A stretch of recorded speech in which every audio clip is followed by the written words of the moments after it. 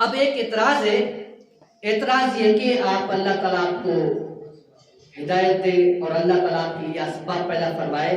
آپ مدینہ جائیں گے، مدینہ کے اندر ایک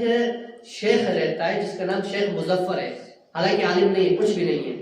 اس نے اعتراض کیا، ہم جو نماز میں اور اذان کے پہلے ہم صلاۃ والسلام پڑھتے ہیں، الصلاۃ والسلام علیک یا رسول اللہ، اور ہم نماز پڑھتے ہیں اور بیٹھے ہوتے درود پاک پڑھتے ہیں، یا رسول اللہ یا محمد ہم کہتے رہتے ہیں۔ اس کا اعتراض یہ ہے، اس نے کہا کہ سورہ جن آیت نمبر 17، اس نے کہا اللہ پاک فرماتا ہے وَأَنَّ الْمَسَاجِدَ لِلَّهِ فَلَا تَدْعُوا مَعَ اللَّهِ أَحَدًا، یہ مسجد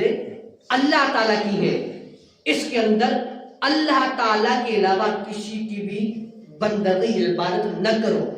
کسی کو بھی نہ پکارو۔ اب اس کا اعتراض یہ، اب وہ بدبخت کیا کہتا ہے، اس نے کہا جو مسجد کے اندر بیٹھ کر صرف یا رسول اللہ کہتا ہے، گویا کہ اس نے مسجد کو خراب کیا، استغفر اللہ علیہ باللہ، اس کا یہ اعتراض۔ اب اس کا اعتراض دور کرنے لگا ہوں۔ پہلی بات، ہم نبی پاک علیہ السلام کو پوجتے نہیں، ان کی عبادت نہیں کرتے، ہم نبی پاک علیہ السلام کو پکارتے ہیں، اور ہم صرف مسجد کے اندر نہیں بلکہ نماز کے اندر ہم پکارتے ہیں۔ کس طرح؟ آپ پڑھی التحیات پڑھیں، التحیات للہ والصلوات والطیبات، السلام علیکہ ایھا النبی ورحمۃ اللہ وبرکاتہ، السلام علینا وعلی عباد اللہ الصالحین، اشہد ان لا الہ الا اللہ واشہد ان محمدن، لفظ محمد آ گیا، عبدہ ورسولہ، رسول بھی آ گیا۔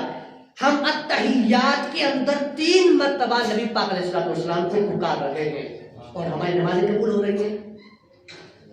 فرض عین ہو، فرض مطلق ہو یا فرض کفایہ ہو، نماز ہو، فجر کی ہو، ظہر کی ہو، عصر کی ہو، مغرب کی ہو، عشاء کی ہو، یا نماز جنازہ ہو، یا نماز عید ہو، یا نماز جمعہ ہو، ہم ہر نماز کے اندر نبی پاک علیہ السلام کو پکارتے ہیں، اور ان کو پکارتے ہیں تو ہماری نماز قبول ہوتی ہے، ورنہ ہماری نماز کسی کام کی بھی نہیں۔